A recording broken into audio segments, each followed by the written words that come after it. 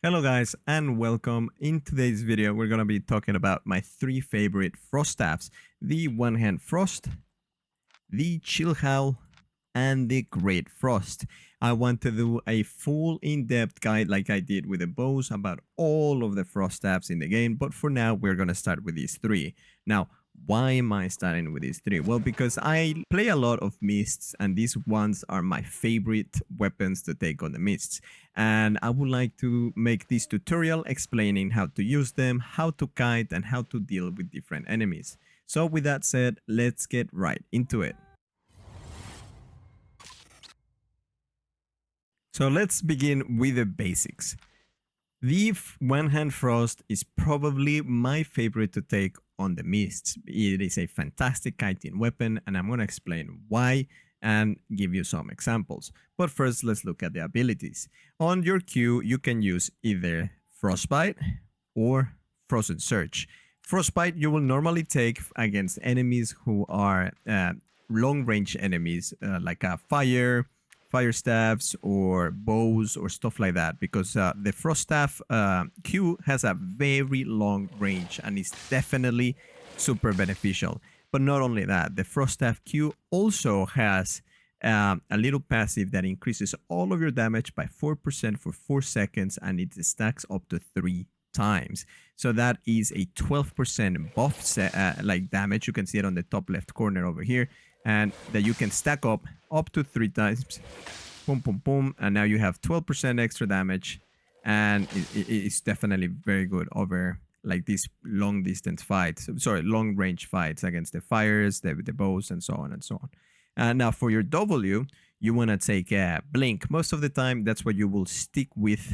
Sorry, Frost Nova is called, but I call it Blink, right? Because you pretty much are blinking. This is something that you want to take pretty much always, because in the mists, it's very likely that you will have a rat nearby watching your fight and will try to get in there, right? So this is your biggest defensive ability on your entire build. So that is why you take it. If you're gonna be doing other content, like for example with the Chillhowl, you can take the Frostlands on corrupted dungeons, but we can talk about that later. Then we have the Freezing Wind, which is the E of the One Hand Frost. Pretty much throws this massive AoE, and after a half a second, it like stuns everybody in it. This is your burst damage. It does 733 magic damage in that split second, and it's just really good. This is where mainly your damage comes from. So how will it look like, right? Like it will look something like this. You're fighting an enemy, and you are using your basic attacks a lot. Why? Because passive you're going to be taking is called Frost, which what it does is that every 3 auto attacks, it roots the target enemy for 1.5 seconds. And this allows you to be able to kite properly. I'm going to be showing you guys here a fight in a moment, but I just want to explain everything else as well. So your combo will look something very simple like this.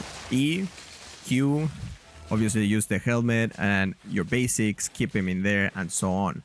You never use your W to engage. You always use your W to disengage or to finish off an enemy. I will give more examples here in a moment. For gear, there is 2 different ways I like to take it. I like to take the Master Cowl of Purity because of the Avalonian Beam. It allows me to interrupt enemies and gives me a massive range, so forcing people to stay on the fight, so I don't let them escape. If I'm fighting somebody who is very overwhelming, as in, for example, I'm fighting against a carving sword, I would normally take actually the Avalonian Beam against a carving sword, right? But for example, if I fight against a Prowling Staff, for example, I would take Force Field. Why? Because the Prowler, if you play it, it has 3 Qs when it goes into the Panther mode, right? So the the Force Field will allow me to keep my distance from it and allow me to play in a more defensive way. So what I'm trying to say is, for helmet, you take a cloth helmet because it allows you always to have that force field, and the best option will be Purity Cowl. With that said, if you want something of a cheap option, you can bring the Mage Cowl. It does pretty much the same thing, except it cannot interrupt, but it does pretty decent damage with your Fire Breath when you want to play offensively, and you have your force field to play defensively, right? For the chest, I take Assassin Jacket because this is my emergency. I press ambush only and only when I don't have any other defense up, right? So you can either take Assassin Jacket or you can even take the Mistwalker Jacket, right? Up to you. But I prefer the Assassin Jacket because it's cheaper. For my boots, I take the Boots of Valor simply because it has the best stats on plate shoes, right? But I'm only taking it for the rejuvenating sprint. I'm not using the premonition sprint. I'm using the rejuvenating sprint. For the offhands, you can take 3 different options. The one I personally like the most is the torch option, which is a fighting style where you are fully focused on your auto attacks. You do 3 auto attacks, the guy is rooted, you do damage, you continue kiting, and you're always using your auto attacks as during the fight. So that's why I like to take the torch. I put a lot of emphasis in there. Now, if you were to switch it up a little bit, you can go with Mistwalker. Mistwalker is a fantastically good option because it keeps your cooldowns and up, and you have your abilities faster, and it's just overall a very, very good option.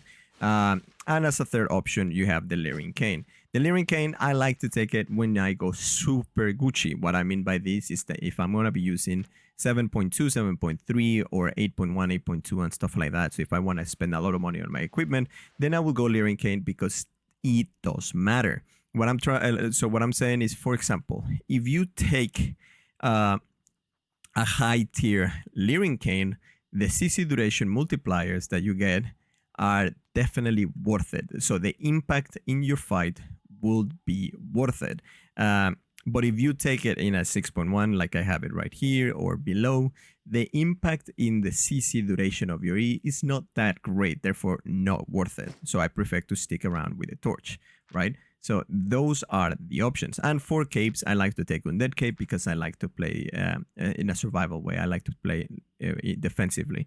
But you can play with the Undead, you can play with the Thetford Cape, or you can bring the Limhar's Cape. Any of those options are viable. Now, for the Chillhowl is the exact same. Everything is the same as we just explained. But if you were to be playing Corrupted Dungeons, instead of taking the Assassin Jacket, you take the Cultist Rope. This will allow you to reset during the fights, and I will give some examples here in a moment. For the Great Frost, is the same thing. I take Assassin's Jacket and everything else as well. Everything exactly the same. The only problem with the Great Frost is that you are not allowed to bring an offhand, which is very disappointing, but it is what it is. But I really love it because it has a massive range on that E, right? So with the Great Frost, it's all about keeping your distance, attacking from far away, and just keeping your distance at all times. I'll be showing a video here shortly about how you can make mistakes if you don't play carefully with your Frost Staffs. Now, for consumables, when I go into the mist, this is how my inventory looks like this. I bring healing potions when I see a fight that is going to be a prolonged fight or something like that. I'm using healing potions. So for example, when I'm fighting against swords, like dual swords, or fighting against a carving, it's very likely that I'm going to be using the healing potion. If I see that the enemy has an undead cape, I use my poison to finish them off. So you gotta wait for the very end, right before you throw in your last amount to burst. So you throw in your potion first, you throw it, boom, and then you throw all of your extra damage right where you think he's gonna be, because the undead will proc, right? I take the Gigantify potion when I'm fighting against curse staffs and stuff like that, and I always carry energy potions just in case I end up fighting against somebody with really high IP, so 8.4, stuff like that, so I have to run. So if I'm running, then I can quickly use this, so it resets my cooldowns a little bit. So when you drink an energy potion, you restore your energy, but you also increase your cooldown rate by 23%, allowing you to get another blink quicker, and then being able to mount up and escape. So that's why I take it. And lastly, my last resort, I bring always an invisibility potion just in case all things have been lost and they manage to proc my undead cape. And I just go ahead and drink the invis spot right at the end of my undead cape so I can extend my invisibility and get out of the fight. All right, so that's pretty much it for the introduction of all weapons. There's really, like I said, there's not a lot to say about the Chillhowl, but I want to explain the difference between the Chillhowl and the Frost Staff because your E's are used in a different way. And while the Great Frost is just about maintaining your distance. So let's go ahead and watch the fights that I had and let's talk about them while we watch them. So in this first fight, we are against a Carving with Tenacity Jacket, has a Valor helmet and Valor shoes, right? So he's a tough opponent. We know this because of what we're looking at, right? Like the guy will hurt. He will hurt me a lot if we allow him to stay close to me. He has 3,500 health. I have 3,000 health. This is an interesting fight. On this fight, I'm running with 6-3 equipment. Gear, right? So let's go ahead and continue watching and I will be explaining to you what I do here. So the guy wants me to dismount him, and to dismount him I want to make sure all my cooldowns are ready and I only use basic attacks to be able to dismount him. Never use your abilities, just use basic attacks, and obviously he wants to dismount on top of me. So he manages to dismount. I use my W, and as you can see, here is the first mistake. You want to understand that when you fight somebody, it's all about trading abilities. I traded my W, right, in return of nothing. He has all of his abilities up, and my W CC did not work on him. Why? Because he had his invulnerability from CC when he gets dismounted from a horse. It lasts for a couple of seconds. Sorry, for like half a second, something like that. So I immediately throw my E in hopes that he gets stuck there, which he does. He uses his E. As soon as my E hits this, I start running and I realize this just happened. So I turn around, use my purity cowl, and I continue to run. And this moment, he used his run, I use my run, right? Because he saw me use my run. This is one of the most important things that you need to remember. Always have your sprint in the same cooldown as them, right? So if they have a sprint, you should have used it as well, right? At the same time, always keep your distance. Here I am trying to kite him a little bit, and he's able to close the distance between us. So now he is in melee range and he's able to do a lot of damage to me, right? So let's go ahead and continue watching. He uses his healing pot. I don't see necessary to use my healing pot. I have my E and I use my W to maintain the distance. Now I go ahead and drink my potion and I continue to kite, keep him at a distance. I want him to chase after me. I don't want to be chased. Now he uses his E in return of nothing. I use my sprint and he's able to perch it. But at the same time, in return, I am able to deliver a lot of damage with my E and my Qs. So now I don't have sprint. He has sprint. He uses his sprint, boom. What do? We trade his sprint, we deny him the chance to pressure us by going into the jacket. And he cannot perch our jacket because he already used the Valor helmet to perch our sprint. So here we are in a advantage. We have been able to trade a lot of our abilities in a positive way. We have been able to deliver damage, and in return, we have denied him pressure, denied him a trade on his favor, right? Also, he used his tenacity jacket. So right now, he's gonna decide to start moving away because he's clearly in a disadvantage. Now, don't use your W to close the gap. Always fight, trying to kite. And here is a perfect example of how to keep your distance. Right now, in this moment, he used his E to get close to us, right? And at the same time, we used our E, and The moment he lands on us, if you're fast enough, by the way, you wouldn't receive any damage. Sadly, I was not fast enough. I'm able to keep my distance yet again with my W, right? So I stun him, I delivered my damage, and I am again keeping my distance. So again, we're back into just doing out attacks, my Qs, and I have my sprint again, and I'm able to use it. Here I am questioning whether I want to use my, my potions or not, because they should be coming up here in a cooldown. Again, here he lands his W, he has a sprint. I want to maintain my distance, so I use my W to jump away from him. The problem is, right now, I'm not sure whether he still has whether his E is up or not, because he just used it back then. But if my W is up, then that means his E should be up as well, and I don't have any cooldown, so I'm terrified. So thankfully I can make distance, and that's why I continue running. I don't turn around to try to basic attack him or anything.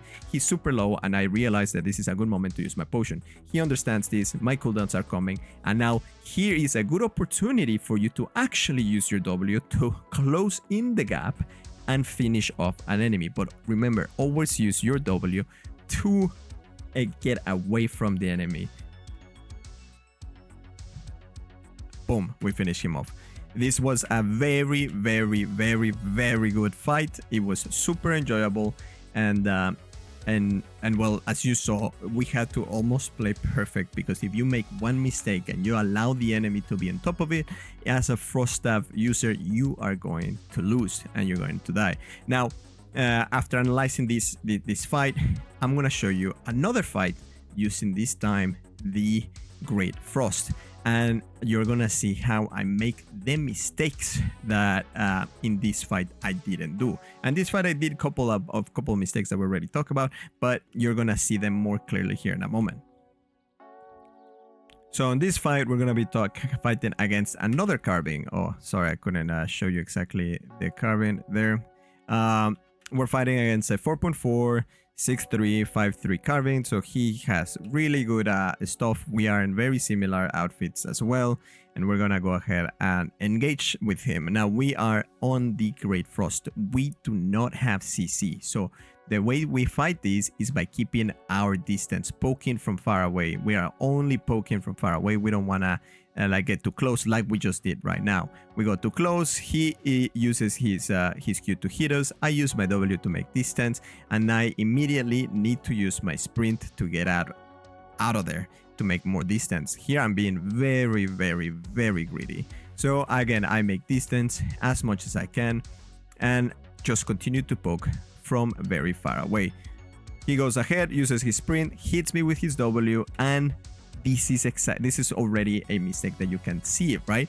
The entire idea of the Frost Staffs is to not allow the enemy to get close to you, right? So he used his W, he hits me, I panic, I press my W, and he's able, I try to make my distance, I don't have my sprint, and he's able to close the gap again by simply pressing E.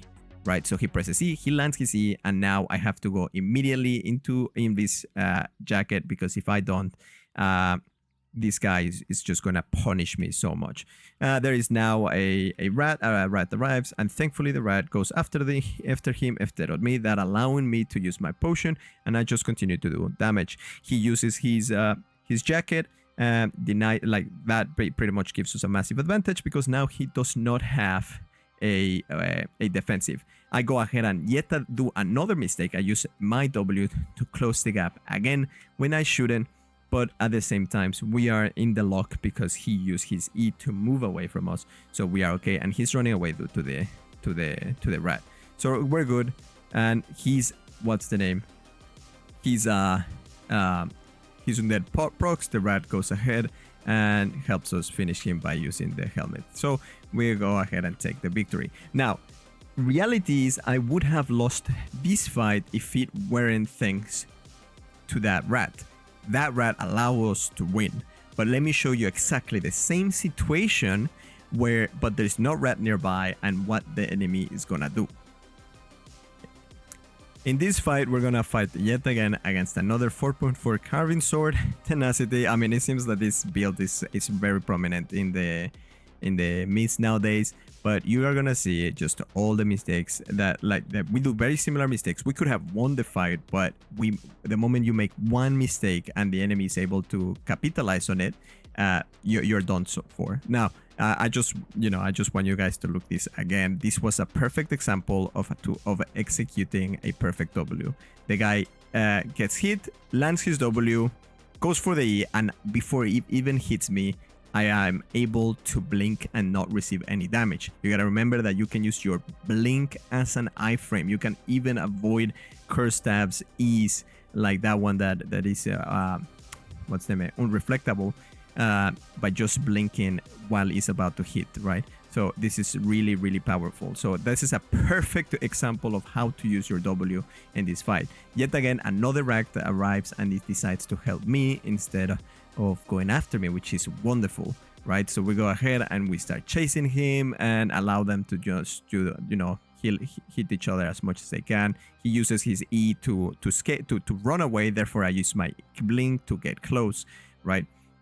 He has nothing at the moment, so we're just chasing him. He uses his W to go after the rat. I start attacking. Now it's time to make a distance. He purchased my sprint, so the only way for me to avoid this is just by going invis. I go invis again, and here we go. And here's the moment I'm talking about where they gotta be patient. If I'm patient here, I can get this kill. If I'm not patient, I'm gonna make a big mistake. So all I gotta do is just continue to poke from far away, use the range to my advantage. He uses his W, I use my W, right? I always keep, you see, I have my sprint, and he uses his sprint at the same time because he doesn't want me to get close, right? So again, I was not patient. I should have waited for him to use his sprint, then I use my sprint. But it's okay, we continue to pressure. Here we go, trying to go after him, and my W is about to pop. This is what I'm talking about. Don't use your W to close on the gap because you're just gonna ruin all the advantage you have. So I use my W, boom. I even put it right here. I made a big mistake. Lands his W, lands his E, and we're back to square one. Now he can kill me. I don't have any defenses to go against him. I go into my Envy's jacket. This is not good. There is another rat here, and have I stayed there, there was no way for me to get away from him anymore. He would have been on top of me, use his Qs. He can out damage me super, like way more than I can out damage him, right? So now is my opportunity to kill that guy is gone. Now it's time for me to just leave. It's not worth it. Let's get out of there, right? So that is the downside of frost stabs. You can kite, you can do a lot of damage, you can have a lot of fun, but you make one mistake and you're out. And you gotta understand this, and you gotta be patient. You gotta be patient about it. You gotta tolerate that and just move on, right? All right, let's move on to the Chillhowl. This one is an old fight I had, and you just gotta trust me on this. It's a 4.3 double bladed and a 4.1 or 4.2 carbine against me, right? These guys decide to go against me because I was on 6.1 or 4.3 Chillhowl, I don't remember. But the Chillhowl, the main issue of the Chillhowl is that the E lands, right? And anything with movement is gonna be able to escape your E, right? So your E has to be used in a way where you know 100% that the enemy does not have a sprint or a dash or anything to be able to avoid it. So a perfect example is here. The enemy just dismounted on top of me. He has 5 seconds where he cannot use anything. So this is free damage for me. So I'm gonna go ahead and take advantage of that free damage. Boom, he gets the damage. I do as much damage as I can, and I blink his E away, and I continue to kite them and kite them. I kite them. He's about to stun me, so I go into the invis. There's 2 enemies, so I don't want to receive their burst damage because it's gonna be crazy. He uses a sprint, I use sprint. Remember, always trade your abilities with theirs. He uses his E, lands his W, I blink away again, and he has no sprint, he has no dash. He cannot escape my E.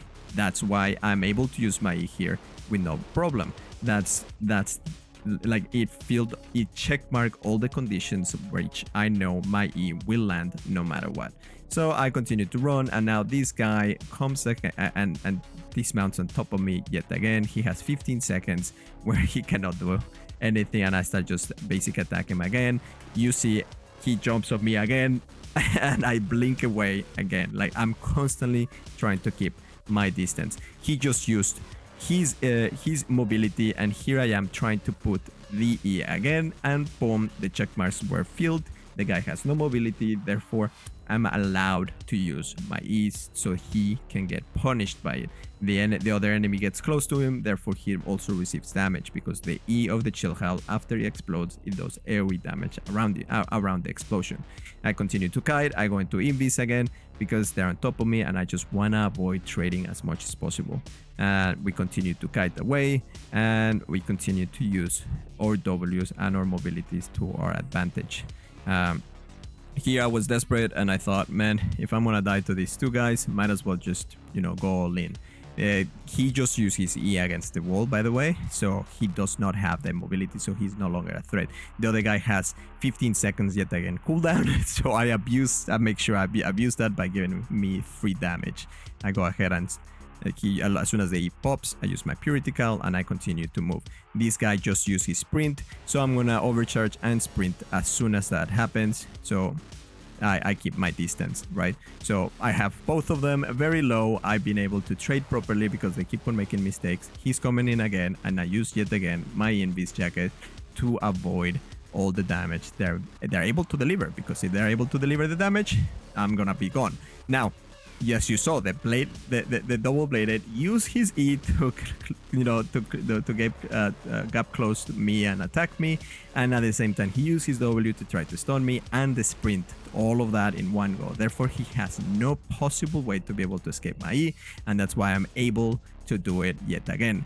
Put my E. The other guy gets close, comes out of the jacket, gets close to the enemy. To the other enemy, and gets damaged by the AoE of my E, right? In this way, he just used his E yet again. I turn around, finish him with my Purity Cal, and now I am in a very good position because the enemy is in low health, and me too. Now I got greedy here. I have no mana. I understand this. I need to get out of there, so I need to move away. I'm waiting for him to use sprint. That's why I'm not using my sprint. So he uses his sprint, I use my sprint. Always do it that way. He jumps on me and he's able to stun me for some reason, but I use the E on myself to reduce the damage and be able to deliver all that damage on him anyway. My Undead Cape saves me. I could have done this way better, but nevertheless, at the end, we ended up surviving, right? That is the problem with the Chillhowl. The Chillhowl is it demands specific conditions to be able to use the main ability of the Chillhowl properly. But if you use them properly, you can see just the tremendous amount of damage and outplay potential it provides. The Chillhowl is super fun to play.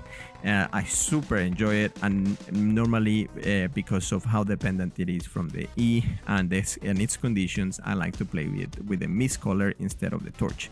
So just keep that in mind. But yeah, that's pretty much it. I hope you guys found this video useful and informative.